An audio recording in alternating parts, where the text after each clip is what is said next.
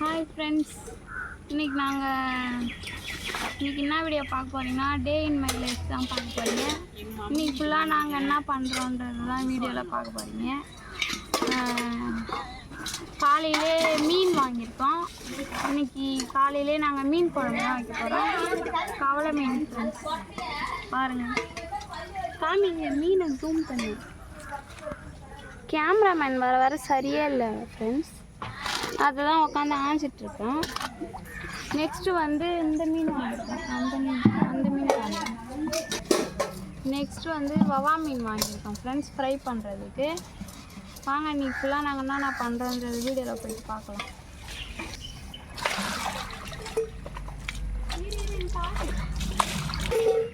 மக்களே, க்ளீன் பண்ணியாச்சு மீனை பாருங்கள், நல்லா க்ளீனாக. இது வறுக்கிறதுக்கு, இது குழம்பு வைக்க ஃப்ரெண்ட்ஸ். வாங்க எப்படி செய்யலன்னு பார்க்கலாம். மக்களே, இது ஃப்ரைக்கு வாங்கணும். அந்த மீன் வவ்வா மீனுன்னு சொல்லுவாங்க. இது குழம்பு வைக்க அதோட தலையெல்லாம் குழம்புல போட்டுடலாம். ஃப்ரை வைக்க கொஞ்சோண்டு ஃப்ரை பண்ணுறதுக்கு கொஞ்சம் மீன் எடுத்துக்கலாம். அதுக்கு இப்போ நம்ம மசாலா போட்டு மேரினேட் பண்ண போகிறோம். இப்போ நம்ம மீனுக்கு மசாலா போட்டு மேரினேட் பண்ண போகிறோம். நிறைய பேர் நிறையா மசாலா போடுவாங்க, அதெல்லாம் நான் போட மாட்டேன்.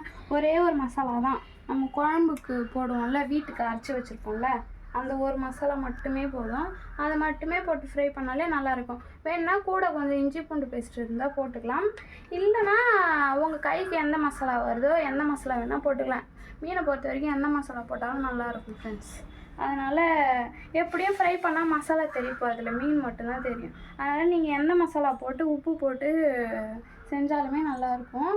நான் இப்போது இது யூஸ் பண்ண போகிறது வந்து எங்கள் வீட்டில் எங்கள் அம்மா அரைச்சி வச்சுருக்க குழம்பு மிளகாத்தூள்.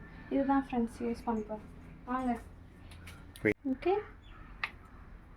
உங்களுக்கு தேவையான அளவுக்கு போட்டுக்கோங்க மசாலா. வெறும் இந்த ஒரு மசாலா போட்டாலே போதும். சில பேர் நிறைய மசாலாலாம் போடுவாங்க தான், நாங்கள் அதெல்லாம் லைக் பண்ண மாட்டோம்.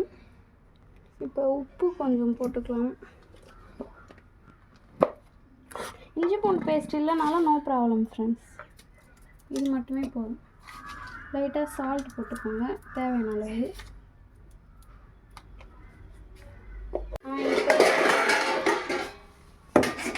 அந்த ஏனம் பத்தலை, அதனால இதில் மாற்றி ஃப்ரிட்ஜில் ஸ்டோர் பண்ணிக்கோங்க.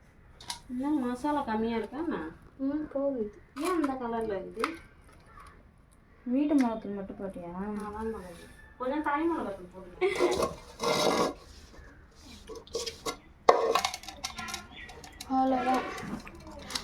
அவ்வளோதான் ஃப்ரெண்ட்ஸ். இப்போ இது நம்ம ஃப்ரிட்ஜில் ஸ்டோர் பண்ணிக்கிறோம். ஒரு 1/2 hour கழித்து நம்ம மூடி வைக்கணும்.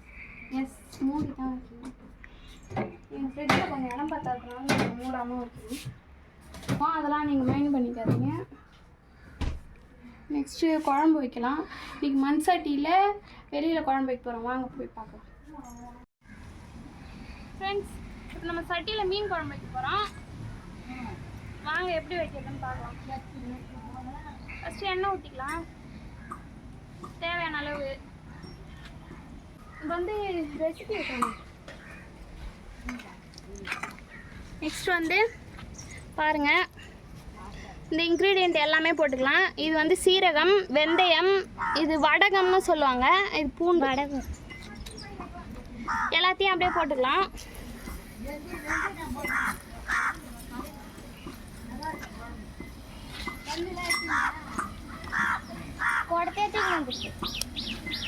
இது நல்லா பொரியணும்.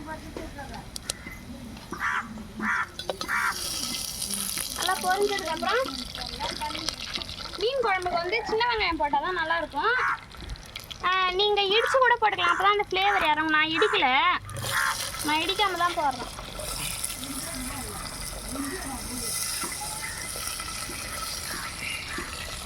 பாப்பா கொண்டு போய் கருவேப்பிலை பறிக்கணும். கருவேப்பிலை போட்டுக்கலாம். நெக்ஸ்ட்டு பூண்டு இடித்து போட்டுக்கலாம், அப்போ தான் அதோட ஃப்ளேவர் இறங்கும். நல்லா தொலை போட்டு மெரிக்கிறீங்க,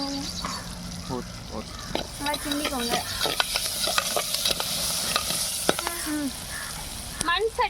மண் சட்டியில் அடுப்பில் வைக்கும்போது நல்லா டேஸ்ட்டாக இருக்கும் ஃப்ரெண்ட்ஸ். நீங்களும் வச்சுருக்கீங்களான்னு சொல்லுங்கள்.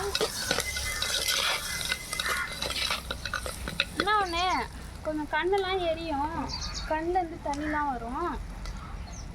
ருசியாக வேணா நம்ம இப்படிலாம் செஞ்சால் தான் நல்லாயிருக்கும்.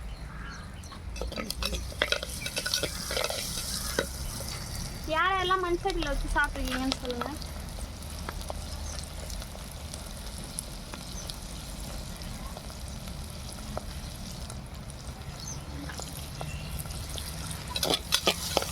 நல்லா வதங்கிடுச்சு.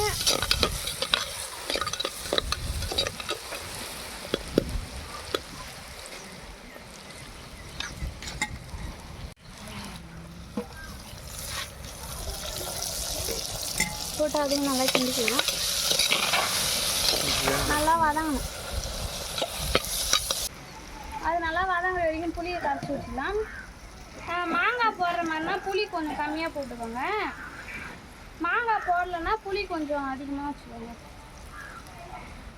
ஏன்னா மாங்காயும் புளிப்பு, புளியும் புளிப்பு, அதனால் ரொம்ப புளிப்பாகிடும். அதனால் கரெக்டான அளவாக எடுத்துவாங்க. ஓகே, எடுத்து எங்கள் வீட்டில் இருந்து எடுத்துக்கிறேன். லைட்டாக போட்டு கல் உப்பு போட்டுவாங்க. வதங்கும் போதே போட்டால் தான் அது நல்லா காயெல்லாம் வந்து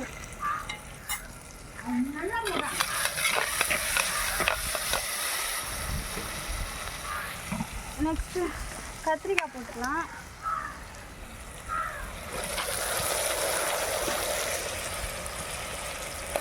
அடுப்பு வேகமாக எரியுது. இதெல்லாம் ஸ்லோ பண்ணலாம் முடியாது நம்ம கேஸ் மூடி. நெக்ஸ்ட் வந்து மாங்காய் முருங்கைக்காய் போட்டுக்கலாம். சில பேர் குழம்பு கொதிச்சதுக்கப்புறம் மாங்காவும் முருங்கைக்காவும் போடுவாங்க. நான் எப்பயுமே முன்னாடியே போட்டுருவேன். இப்படி ஒரு தடவை செஞ்சு பாருங்க, நல்லா தான் இருக்கும். இது என்னோட ஸ்டைல் மீன் குழம்பு. ஒவ்வொருத்தவங்க ஒவ்வொரு நாள் செய்வாங்க. நான் இப்படி தான் செய்வேன் ஃப்ரெண்ட்ஸ். பாருங்க, நல்லா வதங்கிடுச்சு. இப்போ வந்து இப்போ சொன்னல வீட்டில் அரைக்கிற வெறும் குழம்பு மிளகாத்தூள் இது மட்டுமே போடலாம். வேறு எதுவும் போட வேணாம். இது மட்டுமே நல்ல டேஸ்ட் கொடுக்கும். உங்கள் காரத்துக்கு ஏற்ற மாதிரி நீங்கள் அந்த ஒரு மிளகாத்தூள் மட்டும் போட்டுக்கலாம். ஓகே, இது போதும்.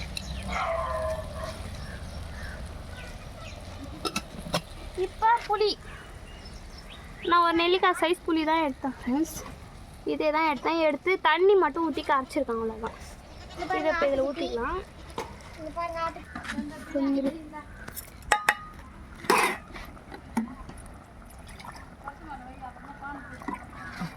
இதில் தண்ணி எவ்வளோ வேணுமோ அவ்வளோ அளவு ஊற்றிக்கலாம். ஊற்றி நல்லா கிண்டி போடலாம். சரி, எங்கள் வீட்டில் கொஞ்சம் மக்கள் தொகை அதிகமாக இருக்கிறதுனால நான் நிறையா வைக்கிறேன். உங்களுக்கு எவ்வளோ அளவு வேணுமோ அவ்வளோ வச்சுக்கோங்க. ஓகே,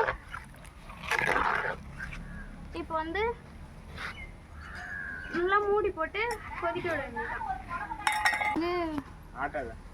குழம்பு கொதிச்சுன்னு நினைக்கிறேன். கொதிக்குது. கிட்டவா குழம்பு வந்து அனல் தாங்காது புள்ளிக்கு ஏறி போ. இல்லை ஓகே, எண்ணெய் காமி. நெக்ஸ்ட் இப்போ நம்ம குழம்பு வச்சு சாப்பிட்டுட்டு நெக்ஸ்ட்டு கல்யாணத்துக்கு பத்திரிக்கை வைக்கிறது. என் ஃப்ரெண்ட்ஸுக்கெலாம் போயிட்டு ஸ்கூல் படித்த ஃப்ரெண்ட்ஸ்லாம் இருக்காங்க, அவங்களுக்கெல்லாம் போய் பத்திரிக்கை வைக்க போகிறோம் ஃப்ரெண்ட்ஸ். முடிஞ்சால் அதையும் இந்த வீடியோவே கவர் பண்ணுறேன். நெல்லிக்குப்பம் போகிறோம் ஃப்ரெண்ட்ஸ். நாங்கள் சின்ன வயசுலேருந்து 6வதுலேருந்து நாங்கள் அங்கே தான் படித்தோம். ஹாஸ்டலில் தங்கி படித்தோம் ஃப்ரெண்ட்ஸ்.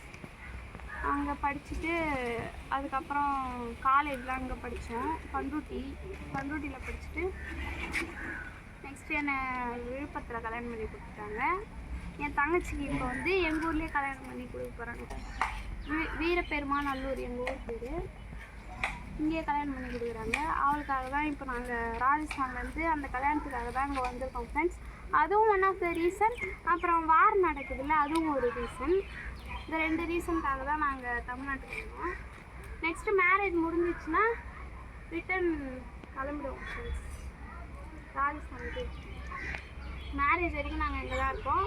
நெக்ஸ்ட் வீடியோலாம் மேரேஜ் பற்றின அப்டேட்லாம் வந்துட்டுருக்கோம்.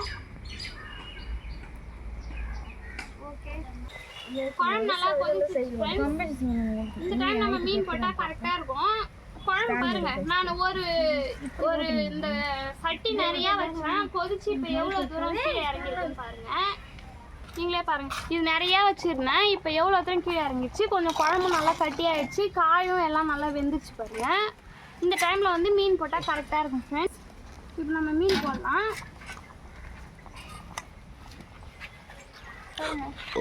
மத்தி மீன் ஃப்ரெண்ட்ஸ் தான் இருக்குது, குழம்பு காணும். மம்மி ஆல்ரெடி சொன்னாங்க தண்ணி ஊற்று. நிறைய தானே ஊற்றணும். போதுமா? இதே போதும். லைட்டாக நிறைய செஞ்சு 4 நாளைக்கு உங்களுக்கு மீன் குழம்பு தான். ஆமாம், அப்படியே இதை மூடி போடலாம். மீனெல்லாம் கிண்டக்கூடாது, சும்மா அது உள்ள அமுங்கிற மாதிரி லைட்டாக வச்சுட்டு அப்படியே மூடி போட்டுருவோம் தான். இது அப்படியே ஒரு 10 நிமிஷத்தில் வெந்துடும் ஃப்ரெண்ட்ஸ். மீன் போட்ட உடனே மீன் போட்ட உடனே இறக்கிடணும் குழம்பு. இறக்கி வச்சதுக்கப்புறமா நல்லா கொதிக்குது பாருங்க. அவ்வளோதான், முடிஞ்சிச்சு. குழம்புல போட்டு ஃபோன் குழம்பு குழம்பு ரெடி. ஆமாம், ஃபோன்